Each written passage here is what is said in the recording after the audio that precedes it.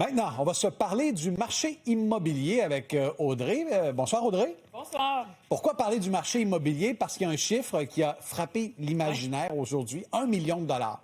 À une certaine époque, quand on rêvait de maison à 1 million, c'était un château. Ouais. Désormais, c'est le prix moyen à Montréal. Quand même, ça frappe l'imaginaire. C'est pas la première fois qu'on l'atteint, le million de dollars à Montréal.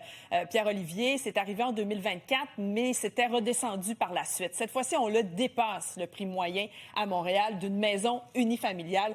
Donc, vous le voyez, là, c'est plus de 1 million de dollars. Le prix médian, c'est 800 000 dollars. Ça veut dire qu'il y a 50 des maisons qui sont plus chères, 50 qui sont moins chères. Mais il y a des disparités, il faut faire attention. Ça, c'est le prix moyen sur l'île de Montréal. Le prix moyen, Montréal-Centre, on est à plus de 2 millions de dollars. Montréal-Nord et Pointe-Est de l'île, c'est là où les maisons sont encore les moins chères. Si jamais vous êtes à la recherche d'une maison, sachez-le. Prix moyen, 596 000 et 575 000. On s'est promené, nous, aujourd'hui, sur le site Centris pour aller voir ça ressemble à quoi. Pierre-Olivier, une maison à 1 million de dollars à Montréal. J'en ai sorti quelques exemplaires. Un petit quartier-ville, 1 98 000 dollars, 1956, à peu près 6 000 pieds carrés de terrain. Un clé en main ou pas vraiment?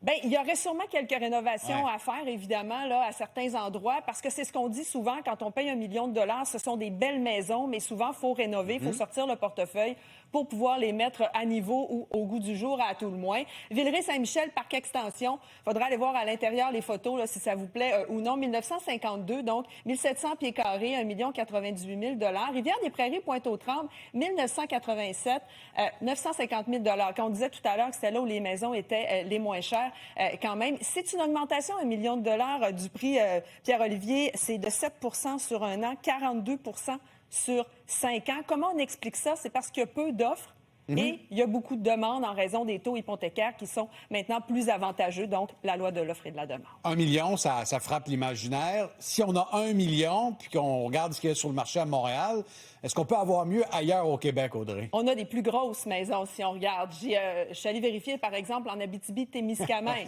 1 50 000 dollars. Et c'est une maison, si je ne m'abuse, cette maison-là qui est bigénérationnelle. Donc, il y a un appartement donc au premier étage qui est possible. Et quand même 4 000 pieds carrés de terrain. 2004, donc plus nouvelle. 2013, au Saguenay-Lac-Saint-Jean. Et moi, je suis allée avec des critères spécifiques, c'est-à-dire que je suis allée chercher des maisons entre 950 000 et 1 250 000. J'ai demandé 4 chambres, 2 salles de bain, qui est, à mon avis, le minimum quand on est une famille. Et au Saguenay-Lac-Saint-Jean, il y en avait une seule, 1 125 000 $ et c'est celle-ci. Superficie du terrain, 17 000 pieds carrés quand même. Salutations aux gens de Dolbeau, d'ailleurs. Oui, à Nouvelle, en Gaspésie, 988 000 $ et il y en avait quelques-unes aussi. Donc, c'est pas la norme, les maisons à 1 million de dollars ailleurs au Québec. Il faut savoir que les maisons ont le plus augmenté à Montréal et à Québec. Et le prix moyen, en fait, d'une maison dans la province, c'est 561 000 $. Donc, c'est vraiment à Montréal où les maisons sont les plus élevées. Bon, ben merci pour ce compte-rendu. C'était très intéressant, Audrey. Plaisir.